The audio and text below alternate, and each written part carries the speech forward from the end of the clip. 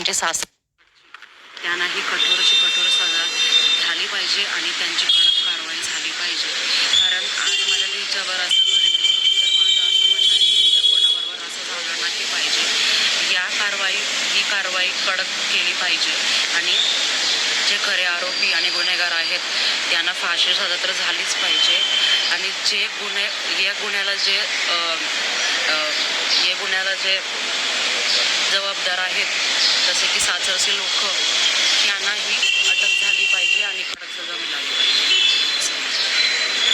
यापुढे म्हणजे आपण आपल्या नवी मुंबईतल्या जनतेला काय सांगू शकाल? माझं हेच म्हणणं आहे की न्याय भेटला पाहिजे. जे आहे ते सगळं आम्हाला दाखवलं पाहिजे. CCTV फुटेजेस आहेत ते आम्हाला दाखवलं पाहिजे. आम्हाला बघायचं आहे कसं काय झालं आहे. आम्हाला कोणावरही विश्वास नाही. पोलिसांची कारवाई झाली पाहिजे.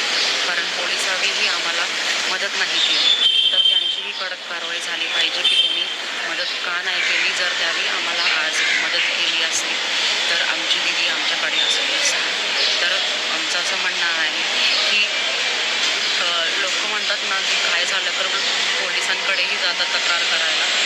तसंच आम्ही गेलो होतो पण आम्हाला काही त्यावेळी सहकार नाही केलं.